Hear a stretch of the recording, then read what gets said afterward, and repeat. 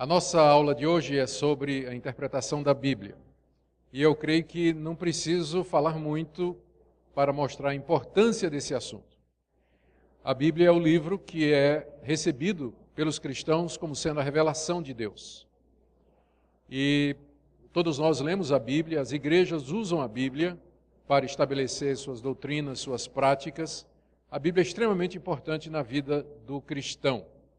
Por isso que saber ler a Bíblia é tão importante. Às vezes as pessoas ficam preocupadas com a existência de tantas linhas diferentes, pensamentos diferentes, igrejas diferentes, e ficam perguntando como é possível que pessoas que creem no mesmo Deus e no mesmo Salvador e têm a mesma Bíblia, tenham ideias tão diferentes a respeito da Bíblia. O problema não é que a Bíblia dá margem a tantas linhas diferentes, o problema é que nem sempre nós estamos lendo a Bíblia da maneira correta. Então, eu gostaria de, nessa aula, trazer alguns princípios básicos de interpretação da Bíblia, alguns comentários a respeito das questões mais importantes relacionadas com a interpretação bíblica, e no final eu vou dar a oportunidade para você fazer pergunta. Então, você vai anotando aí a sua pergunta, a sua dúvida, que nós vamos dar a oportunidade no final. Muito bem, vamos começar com essa questão, por que interpretar a Bíblia? Aqui nós vamos falar de uma palavra, vamos usar uma palavra chamada distanciamento. O nome já está dizendo o que ela significa, né? O fato de que nós estamos distante ou longe de alguma coisa. Nós dizemos, na área, quando a gente vai estudar essa questão da interpretação, nós nos referimos ao fato de que a Bíblia tem dois distanciamentos que dificultam a sua interpretação. O primeiro é o que nós chamamos de distanciamento causado pela natureza humana da Bíblia. A Bíblia, embora seja o livro de Deus, não caiu pronta do céu. Deus fez a Bíblia ser escrita através de pessoas. E isso criou alguns problemas. Não é que Deus fez a coisa errada, não é? Mas a própria natureza da Bíblia, pelo fato de nós sermos o que somos, levanta algumas dificuldades, pela maneira como ela foi feita. Primeiro, ao distanciamento temporal. A Bíblia foi escrita, o primeiro livro há cerca de 4.000 anos e o último livro há cerca de 2.000 anos. E nós não estamos aqui falando da revista Veja que saiu ontem, e que você pega e lê, e que o distanciamento é 24 horas. Nós estamos falando de um livro muito antigo. Muito antigo. Então, o distanciamento temporal levanta algumas dificuldades na hora de você interpretar esse livro, que é um livro muito antigo.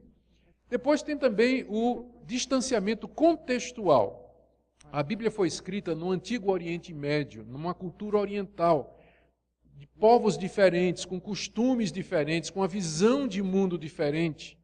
Hoje em dia não temos mais aquelas grandes culturas onde a Bíblia foi escrita. A cultura judaica que existe hoje é muito diferente da cultura judaica daquela época. A cultura grega daquela época em que o Novo Testamento foi escrito não existe mais. O Império Romano não existe mais. Então, o contexto em que a Bíblia foi escrito, ele não existe mais hoje. Está distante de nós, não é? Nós não podemos viver naquela época. E há também o distanciamento linguístico. A Bíblia não foi escrita em português. Ela foi escrita em 3 línguas mortas, ou seja, que ninguém fala mais hoje. O hebraico bíblico, que se fala hoje em Israel, é o Yiddish, que é outro tipo de hebraico, embora muito parecido com o original.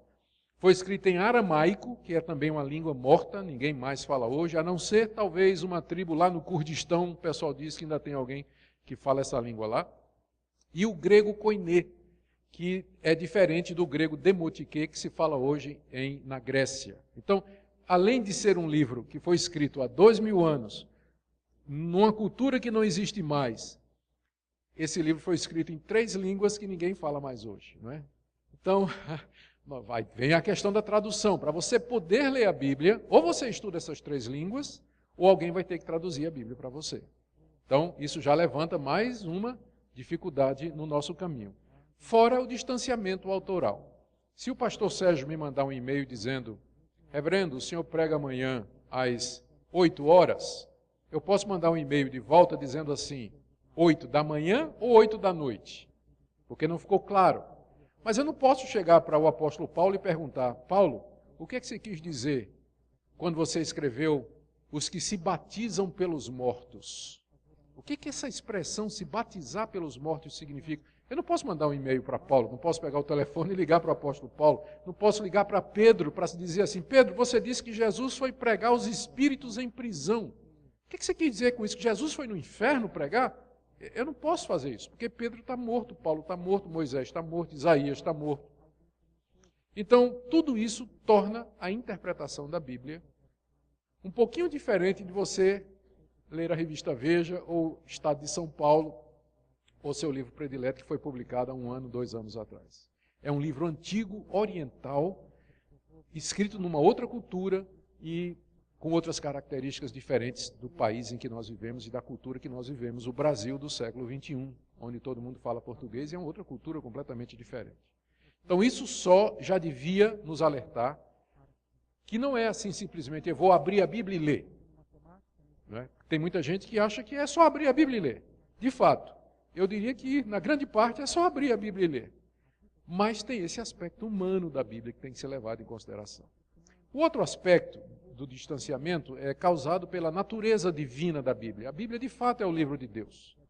O que você tem na Bíblia é o Deus eterno, Espírito invisível, imortal, santo, justo, bom, poderoso, insondável, misterioso, tentando falar conosco, que somos criaturas. Então, a distância que existe entre Deus e nós, o Criador e a criatura, é muito grande. Então, tem um distanciamento. É Deus falando comigo, uma criatura. Então, isso já limita, porque eu não tenho onisciência, eu não sou totalmente objetivo, eu não vejo todas as coisas, eu não sei o que é que se passa na cabeça das outras pessoas. Então, você lê um texto divino, já é complicado por si. E o pior é que, além de eu ser uma criatura limitada, eu sou uma criatura pecaminosa. O pecado não só afetou a minha vida moral, mas também afetou a minha capacidade de interpretação. Então, eu não consigo ser totalmente objetivo, ninguém consegue. Eu não consigo compreender tudo perfeitamente. E no meu coração há uma tendência a rejeitar as coisas de Deus, porque eu sou um pecador. Então, vejam como é complicado, não é? A Bíblia é um livro... Por um lado, você tem que ler a Bíblia como ler qualquer outro livro. Mas, no outro sentido, você tem que ler a Bíblia como nenhum outro livro, porque nenhum outro livro é igual a ela. Nenhum outro livro é divino e humano ao mesmo tempo. Nenhum outro.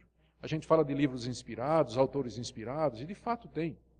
Né? Você lê as obras de Shakespeare, por exemplo, você lê os Lusíadas de Camões e todas aquelas grandes obras, você percebe que é uma grandeza, as obras de Homero, que impressiona pela beleza, nobreza, mas nada chega perto da Bíblia. Ela é única e nós devemos levar em conta esses distanciamentos. Como é que a gente vence a distância que nos separa da Bíblia? Duas coisas. Calvino, o grande reformador, que interpretou a Bíblia e nos deu um sistema de interpretação que é seguido nas igrejas presbiterianas, não porque é Calvino, mas porque nós entendemos que ele fez um trabalho muito bom. O lema de Calvino era orare et labutare, em latim, que quer dizer orar e trabalhar.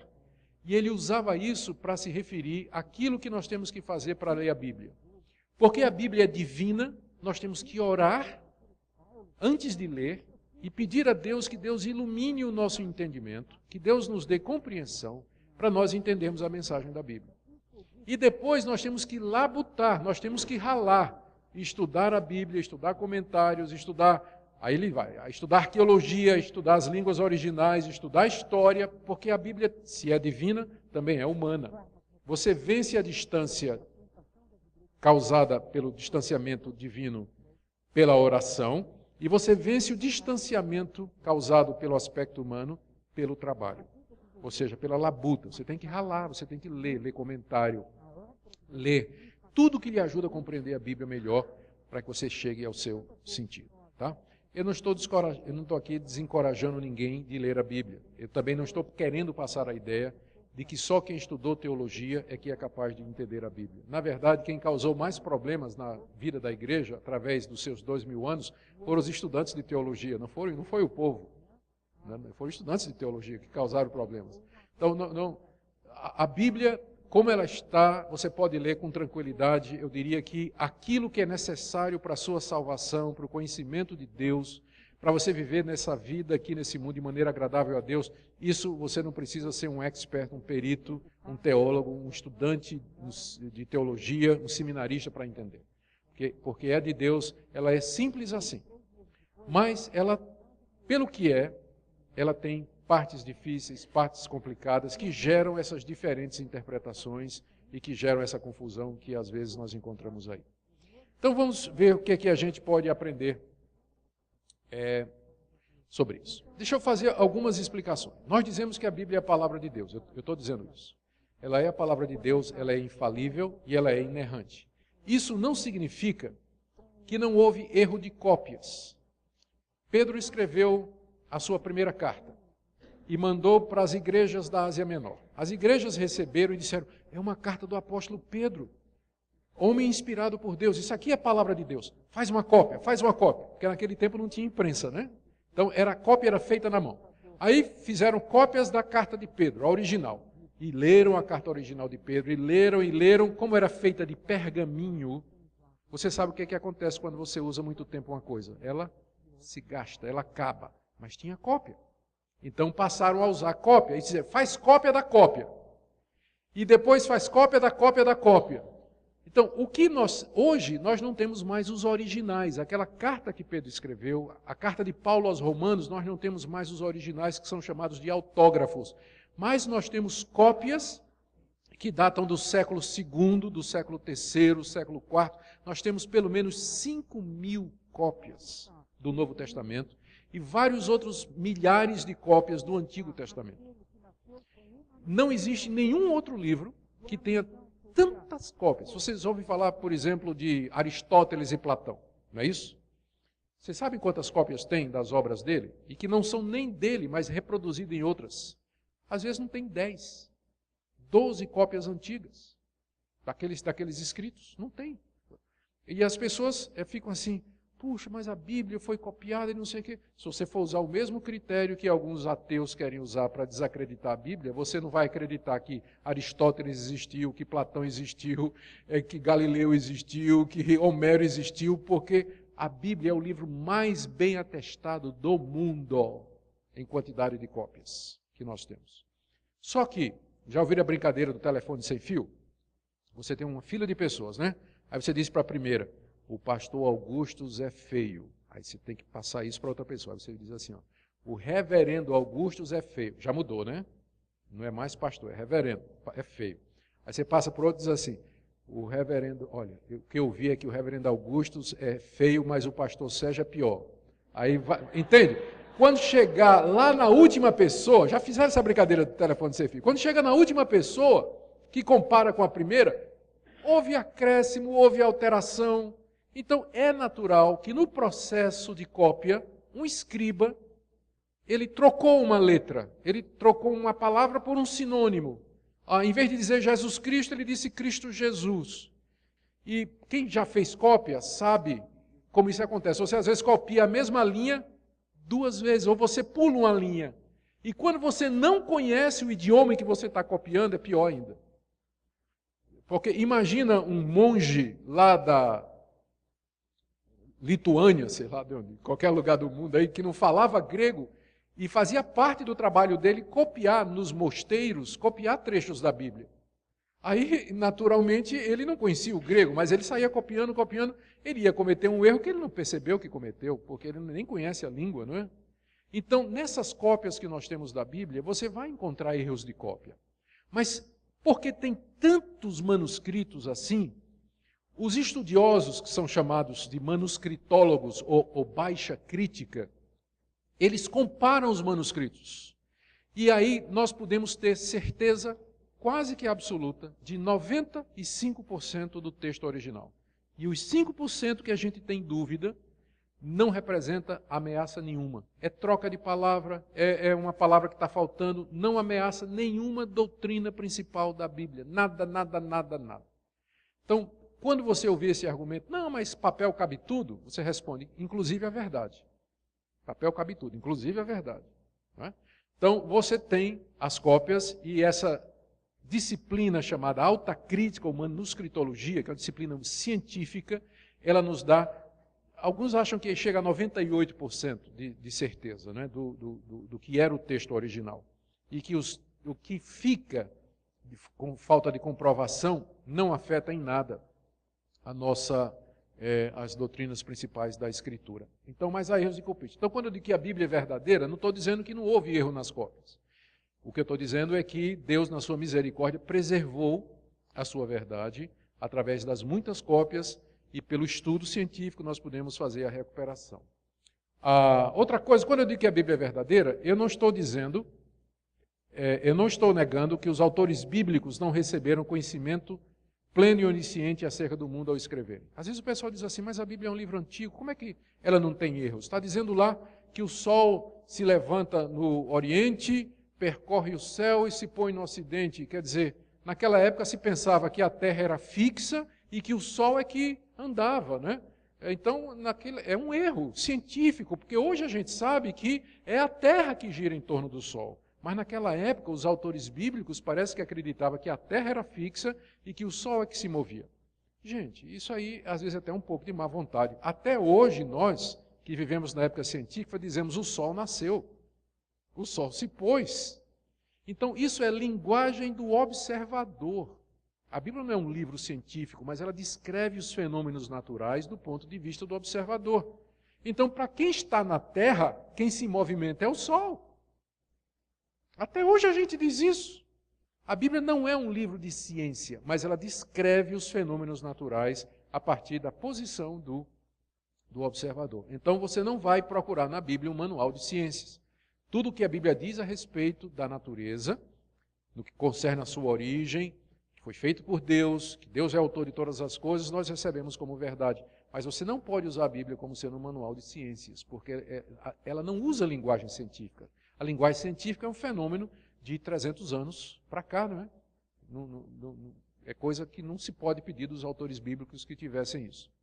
Terceira coisa, quando eu digo que a Bíblia é verdadeira e é inerrante, eu não estou dizendo que ela é clara, porque há partes difíceis de entender na Bíblia. O próprio Pedro, quando escreveu a sua segunda carta, ele se referiu às cartas de Paulo e disse assim, tem partes difíceis de entender nas cartas de Paulo. Então, se Pedro encontrou dificuldade nas cartas de Paulo, imagine nós, né? Então tem partes difíceis na Bíblia. Tem partes que até em 2000 anos de história de interpretação, ninguém chegou a um consenso hoje. Então há discussão a respeito. Há partes que não são muito claras, há partes em que a Bíblia não fala. Por exemplo, a questão da origem do mal. De onde vem o mal? Se Deus é bom, se Deus é justo, se Deus é todo-poderoso, se Ele é santo e verdadeiro, o mal veio da onde, se Deus criou todas as coisas? Essa é uma pergunta que vai ficar sem resposta, porque a Bíblia não diz. A Bíblia não diz. A Bíblia diz que Deus é bom, que é justo e tudo, mas a Bíblia também fala da presença do mal no universo. Eu sei que a Bíblia me culpa pelo mal. E diz que o pecado é resultado da minha decisão. Eu não posso culpar a Deus se eu tomo uma decisão errada e eu cometo um pecado. Não posso fazer isso. Mas a questão da origem do mal, a Bíblia deixa em aberto, ela não explica isso aí. Há outras questões difíceis, por exemplo, a questão do batismo. A Bíblia fala que todo que crê em Jesus Cristo tem que ser batizado, em nome do Pai, do Filho e do Espírito Santo. Aí vem a pergunta, batismo mergulhando ou com água na cabeça? Aí você vai procurar os textos na Bíblia do Novo Testamento, tem hora que você tem a impressão de que o batismo é por aspersão, derramando água na cabeça. Mas às vezes tem hora que você tem a impressão de que era por imersão. Como é que é isso, né? Por exemplo, no dia de Pentecostes, que batizaram 3.000 pessoas, duvido que o prefeito de Jerusalém tenha deixado os apóstolos levar 3.000 pessoas para batizar no tanque da cidade, né? Onde é que eles batizaram 3.000 pessoas em Jerusalém lá? Em que tanque eles foram batizar isso aí? Então, o parece mais provável é que foi, né, nem por aspersão, por afusão, né?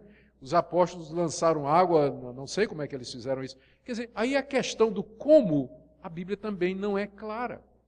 Aí você tem os batistas e os presbiterianos, né? Primeira divisão começa dessa falta de clareza. Na igreja presbiteriana, nós praticamos o batismo por aspersão e aceitamos o batismo por imersão. Os nossos irmãos batistas têm uma opinião diferente. Eles não aceitam quem foi batizado com água na cabeça, né? Se você for para uma igreja batista, você vai ter que mergulhar outra vez. Eu faço uma brincadeira com os batistas e digo assim, tá, você vai batizar uma pessoa por imersão. Se você bota ela com água até o ombro, ela está batizada? Não, não está batizada. Tá bom, mergulha mais um pouco. Se a água vier até o pescoço, está batizado? Não está batizado. Mais um pouco. Se a água vier até a testa, está batizado? Não, não está batizado. E se vier até aqui no cucuruto, no final, está batizado? Aí tá. Digo, pronto, então. O que vale realmente é em cima, né? Os presbiterianos se o que vale é isso, já está resolvido.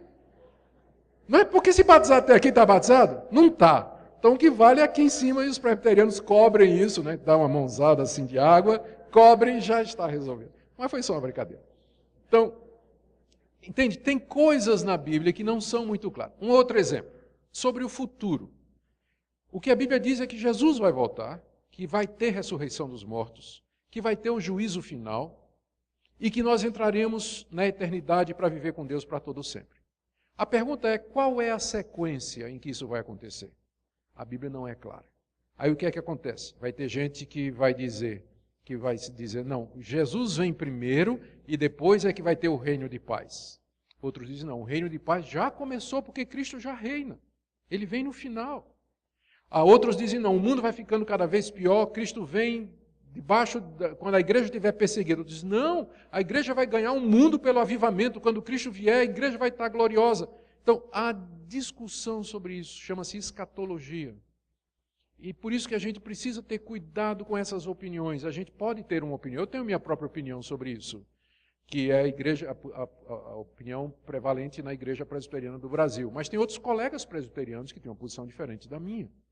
Então a gente precisa ter cuidado, porque esse assunto é um assunto que a Bíblia não é muito clara. Mas ainda bem que esses assuntos não são essenciais para a salvação, não é? Eu não preciso compreender isso com clareza para poder ser salvo. O que eu preciso compreender com clareza é o plano da salvação.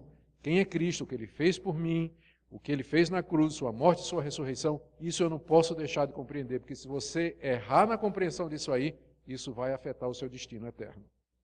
Mas escatologia, forma de batismo, isso não vai afetar não vai afetar o meu destino eterno. Bom, gente, eu também tenho que falar a respeito da tradução da Bíblia. As traduções da Bíblia não são inerrantes. Os tradutores fazem um bom trabalho. Eles tentam ser fiéis ao texto bíblico, mas nem sempre uma tradução consegue reproduzir fielmente. É por isso que é bom você ter várias traduções, para comparar e ler. Mas eu posso assegurar a você de que as traduções que você tem em português, aquelas que são feitas por comitês, eu não confio em tradução feita por um homem só. Tradução de Phillips, tradução de fulano. Não. Tradução feita por uma comissão, porque aí é bom. São muitos, né? Que se um errar, o outro corrige. A Almeida, corrigida, atualizada, a NVI, a tradução a Almeida do século XXI, são todas traduções boas. E você pode ler com confiança. A melhor coisa é você ter várias, para você comparar. E se chegar a perceber que num versículo tem muita diferença, está na hora de perguntar ao seu pastor ou algum estudioso para saber qual é o problema. É que às vezes o próprio grego, ele permite duas interpretações diferentes. Uma coisa que é muito comum na língua grega é a expressão do tipo assim, o amor de Deus. João usa muito isso. Mas o amor de Deus pode significar duas coisas. O amor que eu tenho a Deus ou o amor que Deus tem por mim. Quando você diz assim, pelo amor de Deus não faça isso, o que é que você está dizendo? Pelo amor que você tem a Deus, não faça isso. Quando você diz, eu fui salvo pelo amor de Deus, você está se referindo ao amor que Deus tem por você. Então, como é que você sabe quando é um e quando é outro? Está lá no grego, o amor de Deus. Ele não explica se é o de Deus por nós ou de nós por Deus. Então você vai ter que ler o contexto, E às vezes, surpresa, o autor está querendo dizer as duas coisas. O amor de Deus por você e o seu amor por Deus. Então, o tradutor, como é que o tradutor vai resolver isso? Ele às vezes vai ter que passar o problema para o leitor. Ele simplesmente traduz o problema. Em vez de tentar resolver, ele traduz o problema. E o leitor, então, é que se vira para ver como é que ele vai interpretar. Mas você tem que lembrar que as traduções elas não são inerrantes. O bom é você ter várias para você sair comparando, e quando tiver muita diferença, você pode perguntar ao pastor Sérgio, por exemplo. Deixa eu falar um pouquinho sobre o Espírito Santo, na obra da interpretação. Isso é muito importante. Nós precisamos do Espírito Santo para nos ajudar a interpretar a Bíblia. Isso, agora um detalhe, o Espírito Santo não ajuda preguiçoso. Não ajuda preguiçoso. É a mesma coisa, você vai fazer vestibular, não estuda e pede a Deus para passar. Se você diz assim, Deus me ajuda a entender a Bíblia, mas você não faz um esforço para ler, para estudar, para comparar, comprar um bom comentário, perguntar para alguém, não é tentar Deus do mesmo jeito? Então, nós precisamos do Espírito Santo, mas lembrando que o Espírito Santo não vai fazer aquilo que Deus diz que é minha responsabilidade de examinar todas as coisas. Então, nós dizemos que nessa área de interpretação, o Espírito Santo fez três coisas. Fez três coisas. Primeiro, ele revelou a verdade de Deus. O Espírito Santo guiou Isaías. Isaías teve aquela revelação de Cristo morrendo na cruz. Segunda parte, o Espírito Santo inspirou Isaías para Isaías escrever Isaías 53. Ele foi morto pelas nossas transgressões, foi ferido pelos nossos pecados. E hoje, quando você abre Isaías 53, o Espírito Santo não vai lhe dar revelação, que ele já deu a Isaías, ele não vai lhe inspirar, que ele já inspirou Isaías, mas ele vai lhe iluminar, para você entender o que é que Isaías escreveu. Então hoje não tem mais revelação nesse sentido, porque revelação é para os autores bíblicos, para eles escreverem o que Deus revelou, inspiração. Hoje não tem mais ninguém inspirado. E gente, como isso é importante, porque às vezes nas igrejas aparece gente dizendo que tem revelação, que foi inspirado por Deus. Se é revelação e se for inspirado por Deus, tem que ser colocado ao lado da Bíblia.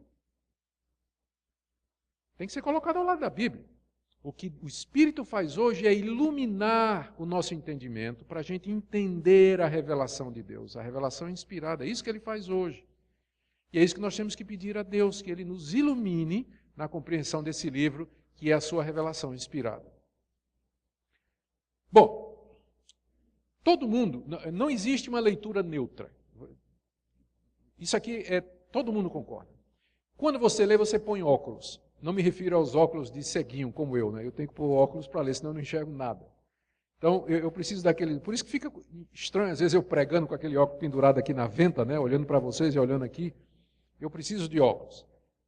Mas, existem os óculos interpretativos. Mesmo que você não use óculos de leitura, mas você usa óculos interpretativos. Quando você vai ler alguma coisa, você não lê de maneira direta. O que você acredita, as suas experiências, a sua vida, os seus traumas, as suas convicções, isso tudo vão formar os óculos pelos quais você vai ler um texto.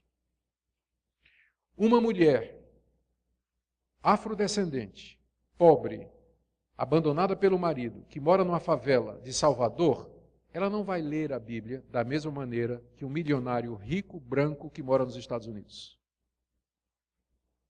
As experiências diferentes vão produzir alguma diferença, vão influenciar a nossa leitura. Agora, eu não quero tornar isso numa pluralidade de interpretações que deixam a Bíblia sem um sentido único. Porque mesmo aquela senhora lá na favela de Salvador, ela pode acreditar nas mesmas coisas que aquele milionário morando em Nova York. Por exemplo, Jesus é o único Salvador, não há outro. Ela vai acreditar do mesmo jeito que o milionário.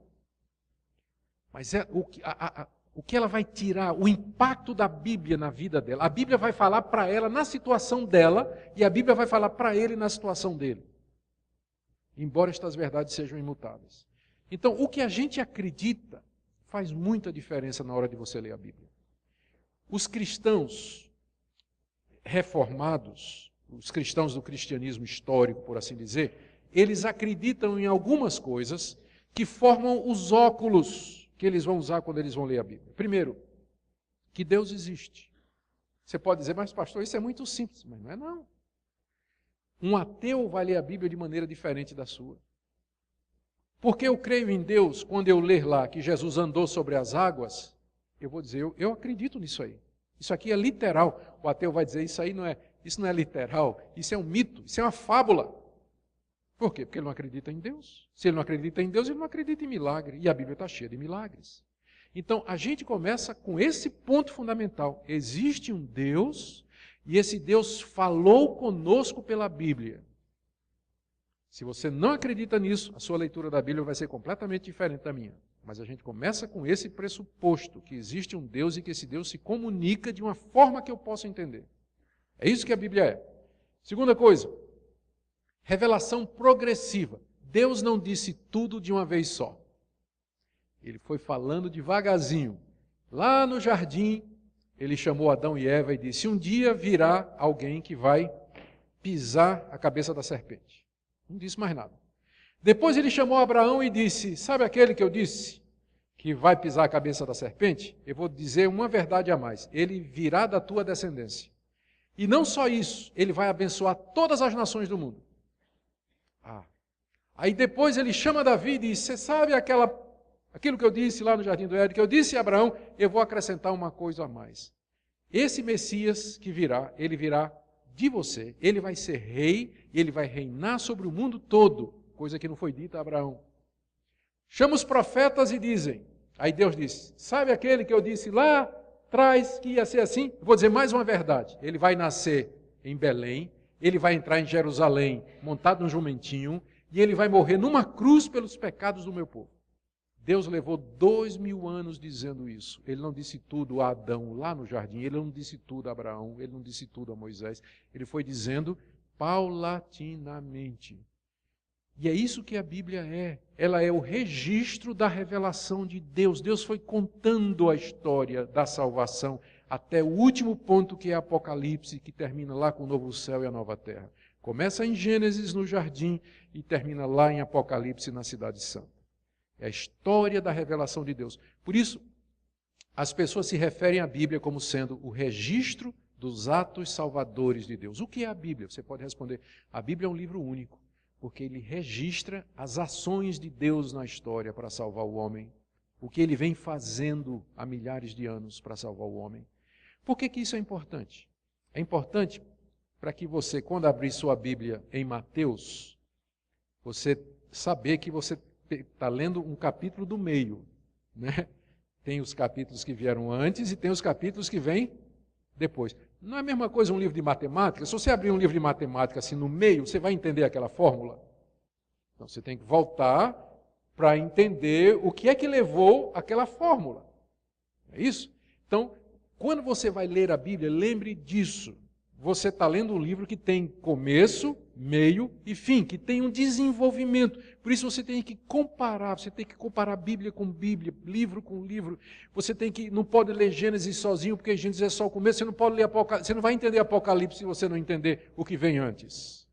Tá? Então, esse livro, na verdade é uma biblioteca, né? São 66 livros, né? Um desenvolve o outro. Está tudo ligado. Está tudo ligado. Bom, outra coisa. Inspiração e autoridade. Esse livro, nós entendemos, é inspirado por Deus. Essa é outra coisa que nós acreditamos. Primeiro, que Deus existe. Segundo, que ele se revelou progressivamente. Terceiro, que a Bíblia é o registro inspirado e autoritativo de Deus. Ou seja, se está na Bíblia, Deus falou, está falado.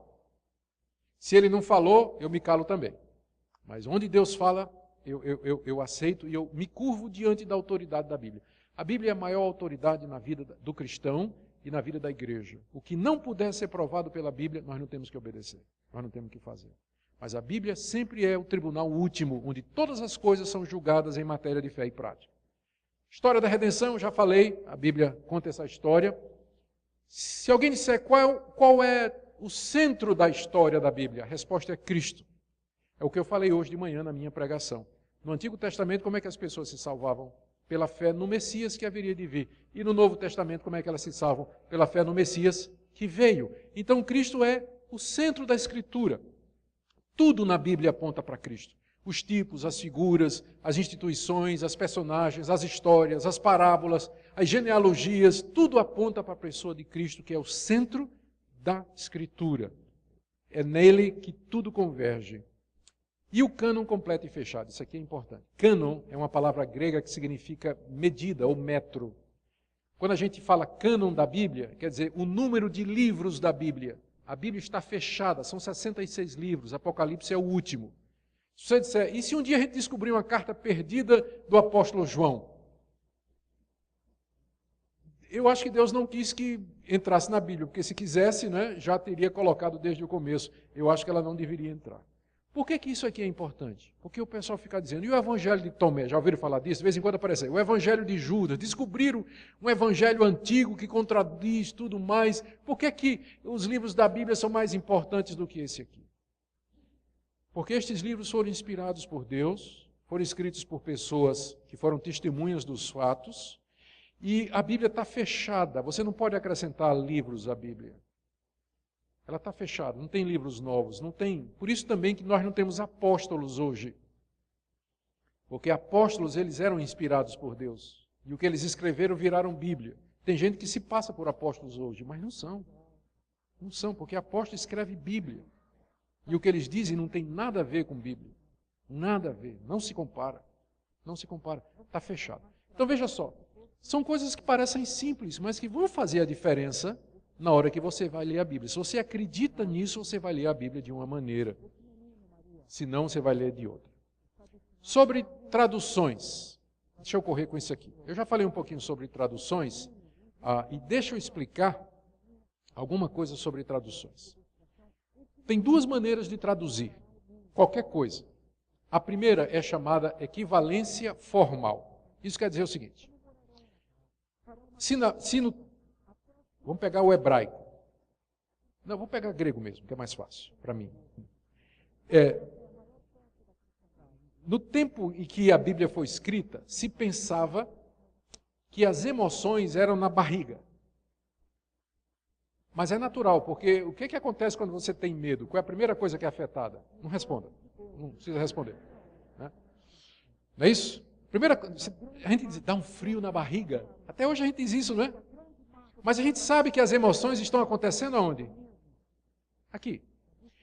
Aí, na Bíblia, no grego, Paulo diz assim, literalmente, eu quero que vocês amem uns aos outros com todas as suas entranhas.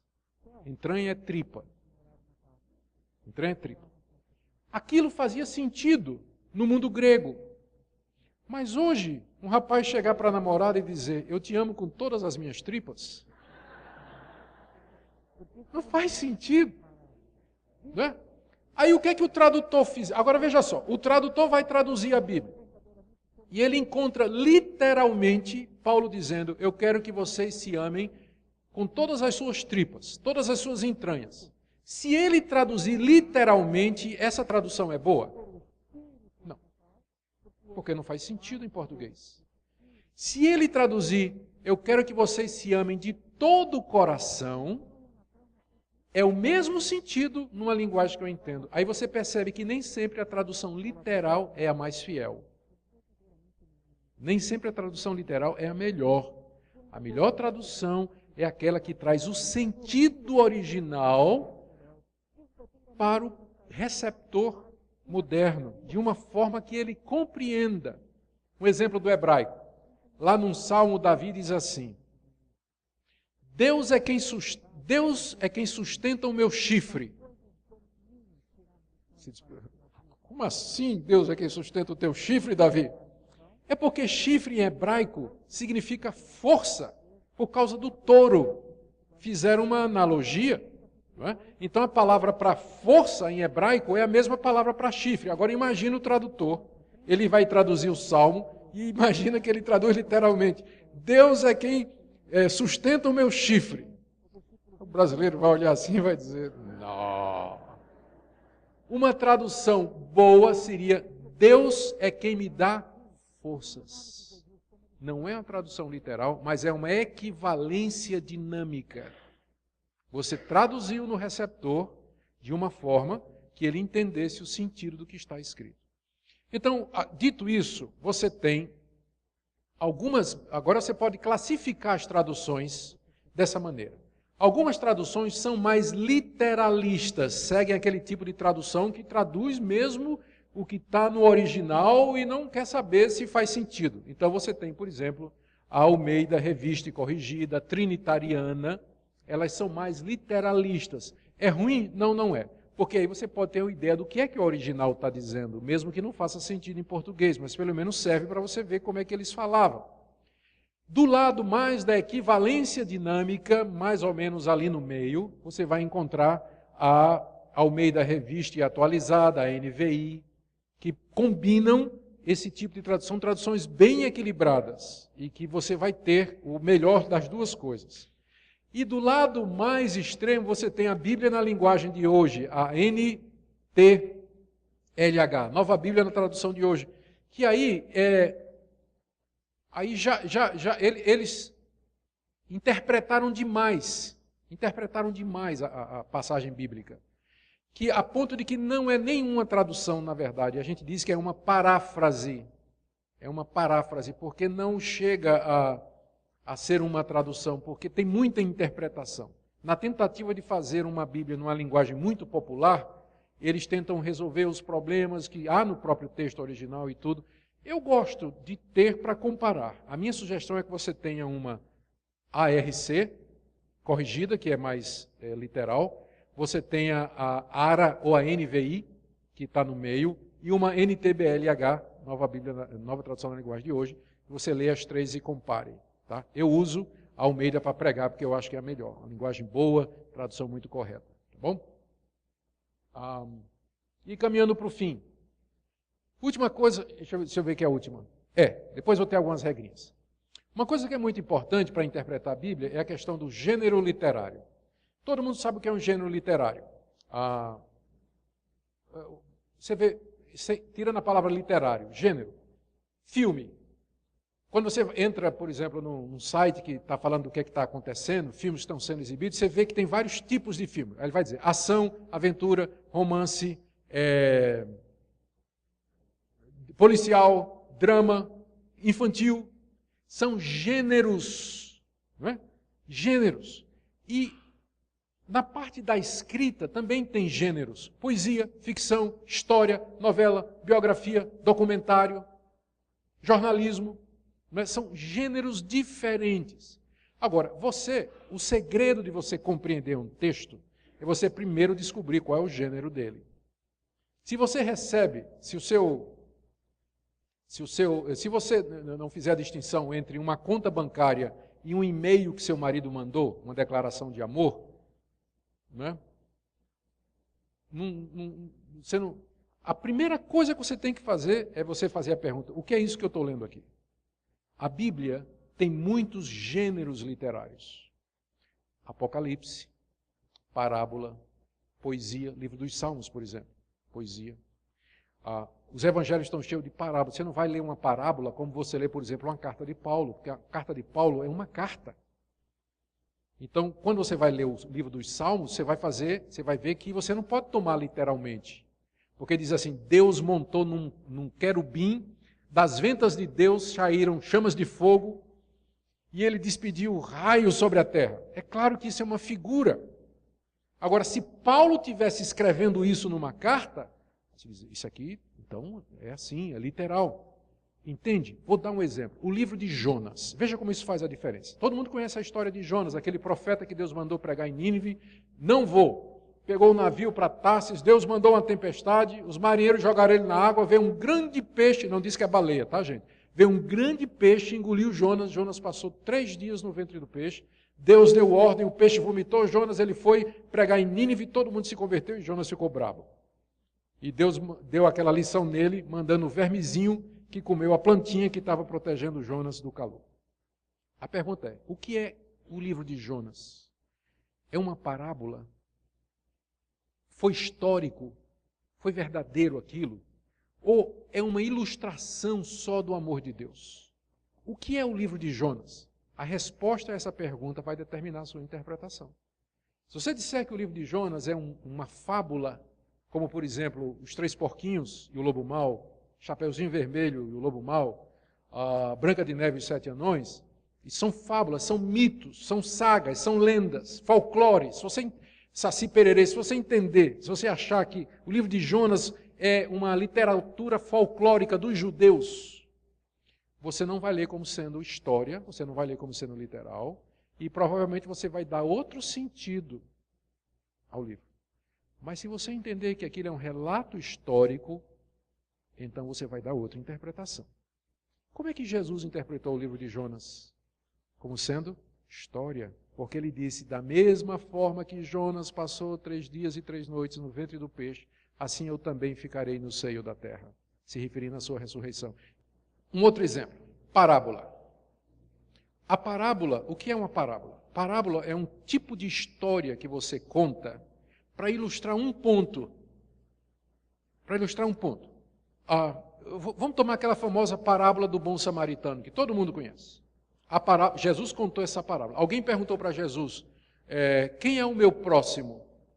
Aí Jesus contou a parábola. Essa parábola foi uma coisa que Jesus inventou da cabeça dele, uma história que ele inventou. Na história que Jesus inventou, um judeu saía de Jerusalém para a cidade de Samaria, lembrando que naquela época os judeus e os samaritanos eram inimigos, não falavam, tipo assim, corintiano e São Paulino. Não, é corintiano e santista, né? Pior? Alguma coisa assim, não sei. Não falavam, é briga de torcida, né? Não tinha jeito. Mas esse homem judeu estava descendo para a cidade de Samaria e no meio do caminho ele foi assaltado, perdeu tudo, bateram nele, estava lá sangrando. Passou um outro judeu que era sacerdote, passou um outro judeu que era levita, olharam para o homem, ninguém se interessou por ele. Mas aí veio um outro da torcida contrária, um samaritano, passou, viu aquele judeu, ficou com pena dele. E pegou o judeu, levantou, botou remédio nas feridas, botou no jumento, levou para uma hospedaria, entregou ao dono do hotel e mandou cuidar dele e deixou dinheiro para isso. Aí Jesus perguntou, você entendeu? Perguntou a quem tinha perguntado. Esse é que é o meu próximo. O meu próximo é aquele que precisa de mim, mesmo que seja meu inimigo. Então, qual é o ponto da parábola? É ilustrar quem é o meu próximo. Só isso, é uma história contada. Mas aí o que aconteceu? Apareceu um cidadão chamado Orígenes, no século II, III, que interpretou a parábola da seguinte maneira. O judeu que desce para Jerusalém, de Jerusalém para Samaria, é Adão. E os salteadores que bateram nele e roubaram tudo foi a queda, lá no Jardim do Éden. O levita e o sacerdote que passam e não fazem nada representam a lei e os sacrifícios que não pode salvar. O bom samaritano é Jesus. E quando ele levanta o homem e bota remédio nas feridas, aquilo é o sangue dele que purifica de todo o pecado. E ele pega aquele homem e coloca no jumento, que é o evangelista, e leva até o hotel, que é a igreja. E diz para o dono do hotel, que é o pastor, cuida dele até que eu volte, que é a segunda vinda. E dá 2 moedas, que é o bater-me Santa Ceia. Orígenes interpretou assim. E vocês não percebem que tem muita gente que interpreta parábola assim, vendo esses detalhes da parábola, fazendo interpretações. Mas peraí, gente, parábola é um gênero literário, é uma história que Jesus contou para ilustrar um ponto. Qual é o sentido da parábola? É só um, quem é o meu próximo? Você não pode dar outros sentidos para a parábola. E aí você vê gente construindo doutrina em cima de parábola, em cima de ilustrações que Jesus usou. Então, a importância do gênero. Você tem que ler parábola como parábola, você tem que ler história como história, você tem que ler provérbio como provérbio, você tem que ler Apocalipse como Apocalipse. Certo? Isso é figurado, isso aí, tá? Regras básicas e eu fecho. Agora eu vou tentar fechar. Bom, regras básicas então para interpretar a Bíblia. Primeiro, a mensagem central da Bíblia é a revelação de Deus em Jesus Cristo, história da redenção. Se você sabe do que é que o livro está falando, você já vai começar a ler o livro com vantagem sobre alguém que vai abrir aquele livro e não tem a menor ideia do que é que ele é. Então, se você já sabe o tema desse livro, o enredo do livro, então você já vai interpretar os livros à luz desse tema maior.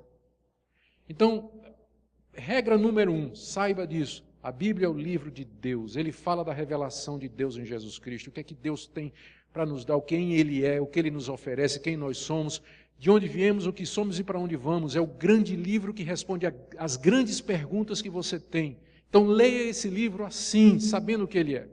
Não é um livro de história.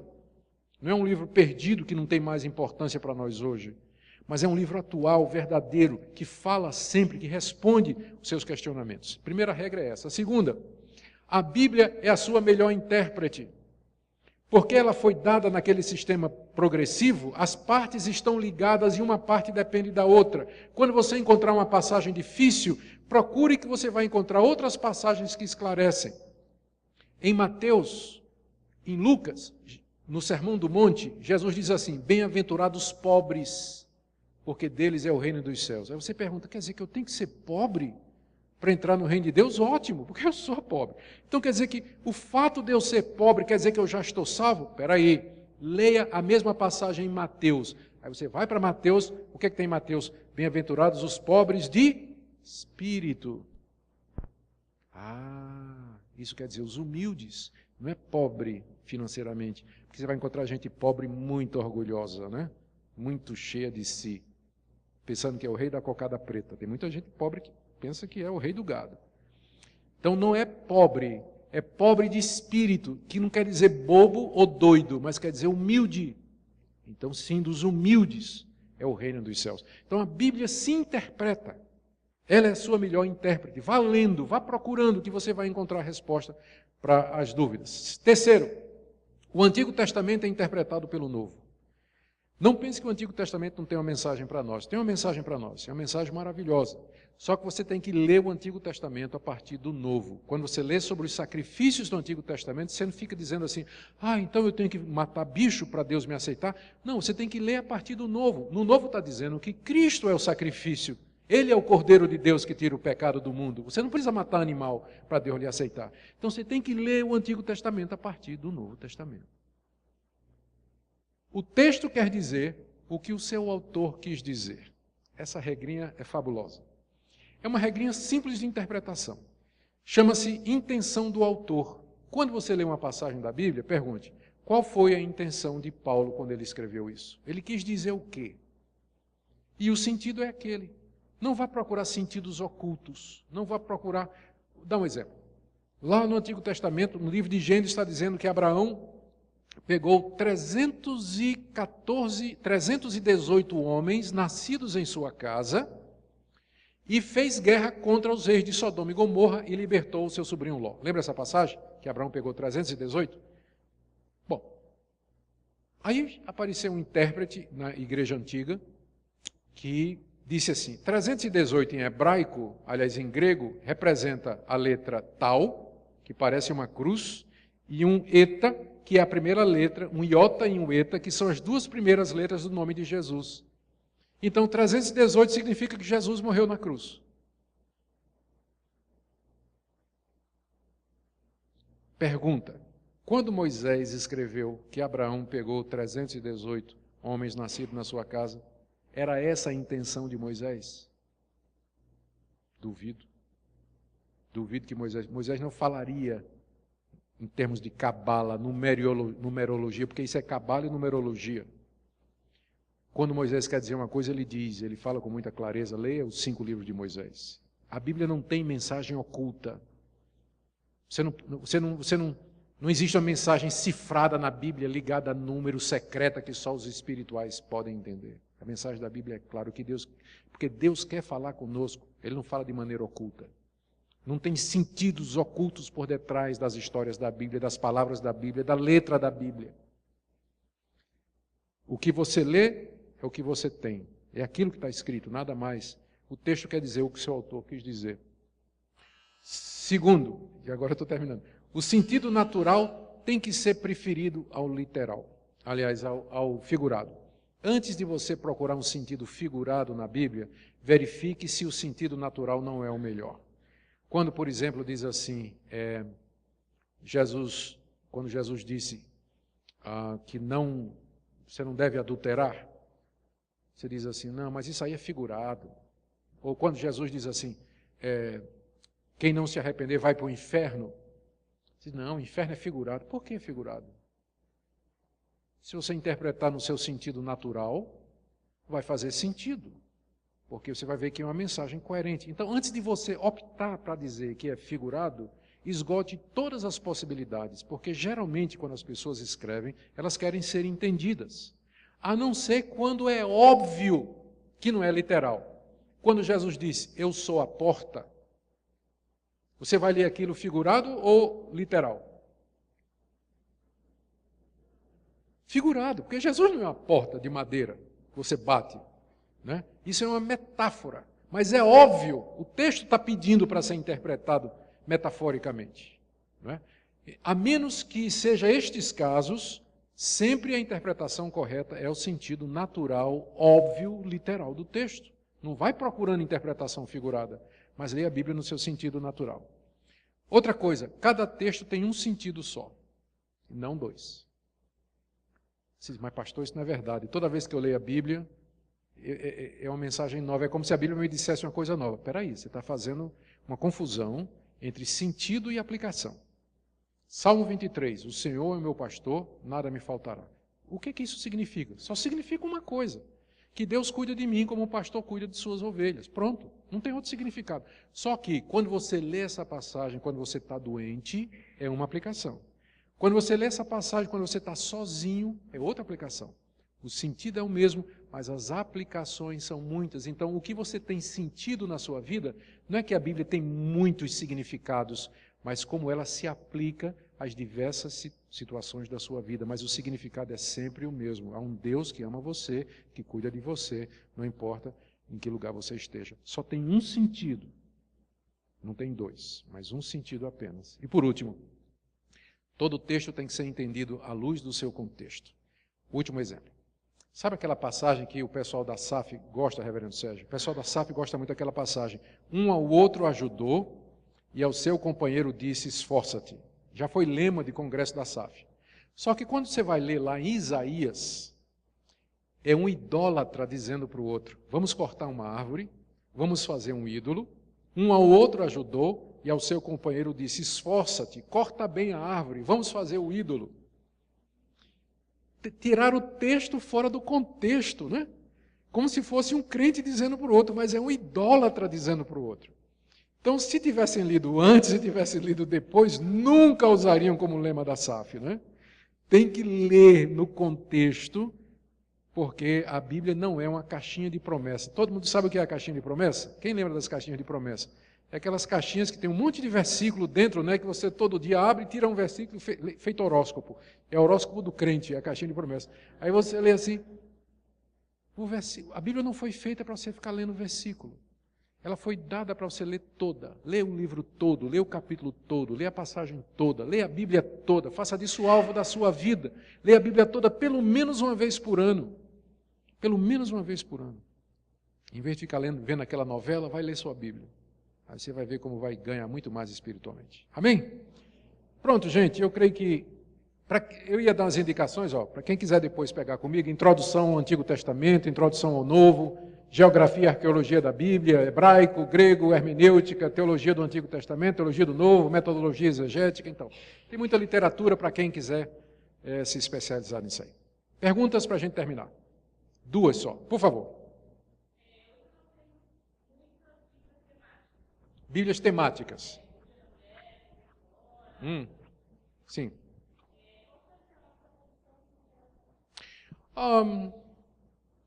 A Bíblia temática é mais um comentário, né, que foi feito pela casa editora que publicou a Bíblia, visando um público específico. Eu não gosto não, porque é muito dirigido esse tipo de interpretação. Dá a impressão de que a interpretação que a mulher vai dar é diferente da interpretação que o homem vai dar, embora, é claro, essas coisas possam contribuir. Mas não em sentido, não na interpretação do significado, mas da aplicação. Eu prefiro Bíblias que sejam comentadas, tipo Bíblia de Genebra, tem mais uma da NVI, a Bíblia comentada da NVI, que é muito boa também. Da Bíblia na linguagem de hoje tem um comentário muito bom, a Bíblia comentada, eu acho que também é muito bom. Eu prefiro as Bíblias comentadas, não as temáticas. Não é para jogar fora, mas se você vai usar para estudar e para se dedicar, prefere Bíblia comentada, tipo Bíblia de Genebra, que é a que a gente recomenda como sendo a melhor. Tá bom?